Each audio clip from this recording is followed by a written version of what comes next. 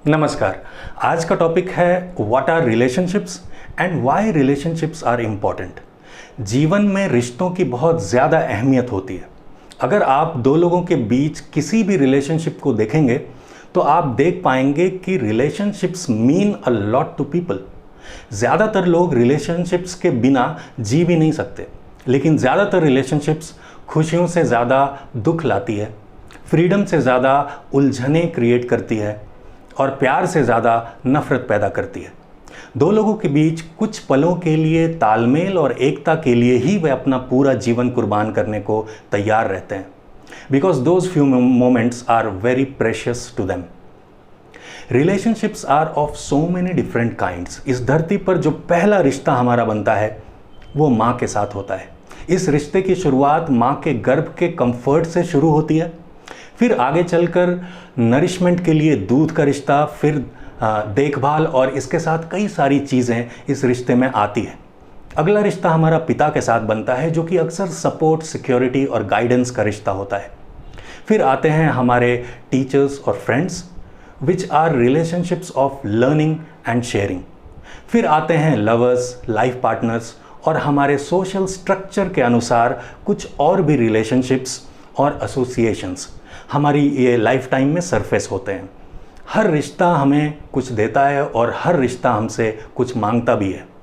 चाहे वो कोई भी रिलेशनशिप हो, हर रिलेशनशिप कुछ हद तक हमारे किसी न किसी इमोशनल नीड को फुलफ़िल करता है, जिस वजह से हम उस रिलेशनशिप को कंटिन्यू कर पाते हैं। कुछ लोग अपने किसी रिलेशनशिप को लॉजिकली एग्जामिन करते हैं। वो लोग लंबे समय के लिए उस रिलेशनशिप में नहीं रह पाते। अगर आप लॉजिकली देखेंगे कि आपका किसी के साथ कोई पर्टिकुलर रिश्ता क्या सच में वर्थवाइल है, सार्थक है, तो आपके लॉजिक के टेस्ट पे कुछ भी खरा नहीं उतर सकता। आप किसी भी रिश्ते में बने हुए हैं तो इसका एक सिंपल मतलब ये होता है कि उस रिश्ते की वजह से आपके अंदर कहीं ना कहीं एक तरह का फुलफिलमेंट है। उस रिश्ते में आपने खुशियों के पल, शेयरिंग और एकता के पल and of course support and security के पल भी देखे हैं। But more than anything there is the fear of being alone. हर रिश्ते को कायम रखने के लिए ये ज़रूरी नहीं है कि उस रिश्ते का आधार प्यार ही हो। फियर ऑफ बीइंग अलोन या अकेले रह जाने का डर वो सबसे बड़ा कारण होता है कि लोग साथ रहते हैं, not only in marriage but in every other relationship. और अगर सूक्ष्म तौर पे देखा जाए तो दो लोगों के बीच कोई भी रिश्ता इसलिए कायम है क्योंकि उस रिश्ते में मोमेंट्स ऑफ इमोशनल फुलफिलमेंट मौजूद है। एक बार एक हस्बैंड और वाइफ अपनी गाड़ी में कहीं जा रहे थे और रास्ते में दोनों के बीच सीरियस आर्गुमेंट और डिसएग्रीमेंट चल रहा था। जब आप चलती गाड़ी में झगड़ा कर रहे होते हैं तो प्रॉब्लम ये आती है कि आप उठ के कहीं जा नहीं सकते। जब आप घर पे आर्ग्यूमेंट करते हैं तो आपके पास ऑप्शन होता है कि before the argument picks up too much heat, आप दूसरे कमरे में जा सकते हैं। लेकिन जब आप गाड़ी में हैं जिसके दरवाजे लॉक्ड हैं और गाड़ी एक सर्टेन स्पीड पे चल रही है तो you can not just get of. तो जब इन हस्बैंड का और वाइफ का आर्ग्यूमेंट देर तक चला, फिर दोनों शांत हो गए और काफ़ी टाइम तक एक दूसरे को साइलेंट ट्रीटमेंट देते रहे। फिर थोड़ी देर में खेतों में कुछ जानवर दिखाई दिए, सूअर, खच्चर, गधे और बकरियां। हस्बैंड ने जब देखा कि उसकी वाइफ बड़े गौर से उन जानवरों को देख रही है तो उससे रहा नहीं गया और उसने अपनी वाइफ से बोला, मस्ट बी योर रिलेटिव्स। इस पर वाइफ बोलती है, यस यस, इन लॉज। ऐसी घटनाएं उन लोगों के साथ नहीं घटती जो एक दूसरे से नफरत करते हैं। ऐसी बातें उनके बीच ही होती है जो एक दूसरे से प्यार करते हैं। प्रॉब्लम ये होती है कि दोनों एक दूसरे से प्यार करते हैं, पर वो प्यार कई बार इस तरह के एक्सप्रेशंस ले लेता है because they can express their meanness to each other only within the legal limits. एक बार एक महिला शॉपिंग करने गई और जब वो पेमेंट करने के लिए काउंटर पर आई तो उसने अपने बैग को खोला। एज़ यूजुअल जो बैग से निकालना है वो एकदम नीचे बैग के पेंदी में मिलेगा। तो उसने सारा सामान बाहर निकालना शुरू किया और बैग में वॉलेट को ढूंढते ढूंढते उसने एक टीवी का रिमोट निकाल के काउंटर पर रख दिया। एक सेल्समैन वहीं खड़ा था। उसको बड़ी क्यूरियोसिटी हुई तो उसने पूछा कि मैडम, आप हमेशा अपना टीवी का रिमोट साथ रखती हैं? इस पर उस महिला ने जवाब दिया, नहीं नहीं, एक्चुअली मैंने अपने हस्बैंड को मेरे साथ शॉपिंग चलने के लिए पूछा था, पर उन्होंने मना कर दिया। And this is the meanest thing I can do legally. अगर कोई टीवी ही फोड़ दे तो वो इलीगल हो जाता है। So the meanest thing you can do is you can take away the remote and put it back later. As a person आप एक बॉडी हैं, आपने कुछ इन्फॉर्मेशन और एक्सपीरियंस गैदर किया हुआ है जिससे कि आपका एक नज़रिया या एटीट्यूड ऑलरेडी बना हुआ है। मतलब कि a certain kind of mind, जो आपका मन है, a certain kind of body, a certain type of emotion, certain types of likes and dislikes and certain types of opinions, a bundle of all this is you. आपके किसी भी relationship में जो दूसरा है, सामने वाला, द अदर पर्सन, वो भी इन्हीं इंग्रेडिएंट से बना है, but of a different kind. सामने वाला भी body, mind, attitude, emotions, opinions का बना हुआ है, but may be the two of you do not fit. कभी कभी अचानक से ऐसे मोमेंट्स आते हैं जब लगता है कि सब कुछ एग्जैक्टली फिट हो रहा है, चाहे वो फिजिकलिटी हो, मेंटालिटी हो, इमोशनल एस्पेक्ट हो, सब कुछ परफेक्टली कंपैटिबल लगता है। But the next moment, which ever way you try, it does not fit.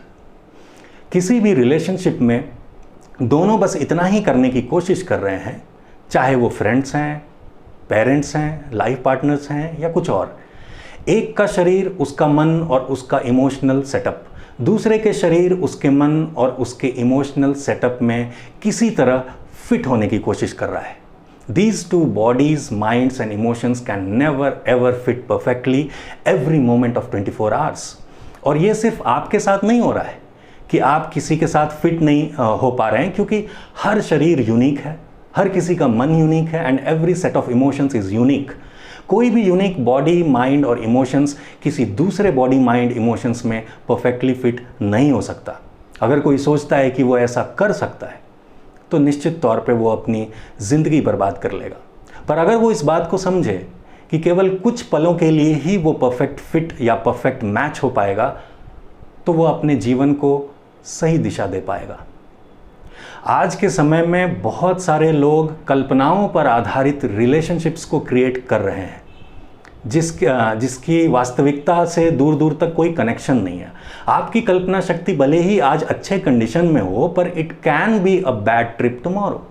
Relationships को मैनेज करने के बजाय, जो कि एक असंभव प्रयास है, अगर आप बस ये सीख लें कि सामने वाले को खुद में इंक्लूड कैसे किया जाए as a part of yourself, तो आपका जीवन परसूट ऑफ हैप्पीनेस की बजाय एक्सप्रेशन ऑफ हैप्पीनेस बन जाएगा।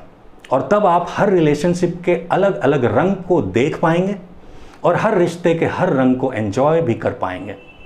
And in this inclusion all the differences are okay. लेकिन जब आप अपने ब्रिलियंट मैनेजमेंट स्किल से किसी रिलेशनशिप को मैनेज करने की कोशिश करते हैं, तो आज नहीं तो कल आप चारों नाल चित हो जाते हैं। आपको मुंह की खानी पड़ती है और वो रिलेशनशिप आपका जीवन नर्क बना देता है। इस धरती पर जो लोग स्मार्ट पीपल हैं, या फिर वो लोग जिन्हें लगता है कि दे आर रियली स्मार्ट, उनके relationships most horrible and painful होते हैं। और जो लोग सीधे साधे होते हैं, उनके रिलेशनशिप्स कमाल के होते हैं, because it is not the question of management. किसी को भी मैनेज किया जाना पसंद नहीं होता है। जैसे ही उनको पता चलेगा कि आप उन्हें मैनेज कर रहे हैं, तो वो आपका जीवन नर्क बना देंगे। They will make your life miserable in so many different ways. आखिर स्कूल में बच्चे टीचर के साथ क्यों प्रैंक करते हैं, और क्यों कोई टीचर हर बच्चे का फेवरेट टीचर बन जाता है? इस धरती पर ज़्यादातर लोगों की जान उसके दुश्मन नहीं ले रहे हैं, it is their loved ones who are taking their lives. अगर आपका दुश्मन आपकी जान ले ले तो सेंस बनता है, लेकिन प्रैक्टिकली जो लोग एक दूसरे की केयर करते हैं वही एक दूसरे का जीना हराम कर देते हैं और कई बार जान ले भी लेते हैं। And this is happening constantly, generation after generation. People are going through the same things because they believe that the other person has to be managed. इसलिए सामने वाले को मैनेज करने की कोशिश मत करिए, बस ये देखिए कि उसको कैसे आप खुद में इंक्लूड कर सकते हैं। Just see how to include them, and then even if you don't understand what the hell is happening with them, it is still okay. आपको कोई भी रिश्ता इसलिए चाहिए होता है क्योंकि आपके अंदर एक सेंस ऑफ इनकम्प्लीटनेस मौजूद है। But if you take away this, मतलब आप अपने ही अंदर एक ऐसे स्टेट में चले जाते हैं which has nothing to do with the other person, then every other person wants to be with you. हर कोई आपके साथ इसलिए रहना चाहता है क्योंकि आपकी कोई नीड नहीं है, आपके अंदर कोई सेंस ऑफ इनकम्प्लीटनेस नहीं है। And this is the funny thing about life, when you have a need nobody wants to be with you, and when the need is gone everybody wants to be with you. When the flower blossoms, जब फूल खिल जाता है तो मधुमक्खी उस पर आती है। इफ यू डोंट ब्लॉसम बीज वोंट कम। अगर आप एक बंद कली हैं और आप मक्खियों को बुलाएंगे तो मक्खियां नहीं आएंगी। बट इफ यू ब्लॉसम, आप खुल जाते हैं, तो बुलाने की जरूरत नहीं है, they will any how come. इसलिए अगर आप वंडरफुल रिलेशनशिप्स में रहना चाहते हैं तो सबसे पहले उस रिश्ते को मैनेज करना बंद कर दीजिए और ये देखिए कि आप जो कुछ भी हैं उसको कैसे एनहांस किया जाए, कैसे इंप्रूव किया जाए हर लेवल पे, फिजिकलिटी, मेंटालिटी, इमोशनैलिटी और energy wise. Because if you enhance yourself into a very beautiful state, everyone will want to hold a relationship with you. If you do not enhance yourself and try to manage everything, it is going to be stressful. एक human being को हमेशा इस बात पे focus करना चाहिए कि how to enhance the way of being, फिर सब कुछ नेचुरली और एफर्टलेसली मैनेज हो जाता है। Whether it is your profession, your relationship और whatever else in your life, it will happen to its best only when you enhance who you are. उम्मीद है आज की बात आपको समझ में आई। कोई सवाल हो तो कमेंट्स में लिखकर पूछ लीजिएगा। तो फिर मिलेंगे, तब तक के लिए स्टे हेल्दी, एंजॉय लाइफ। नमस्कार।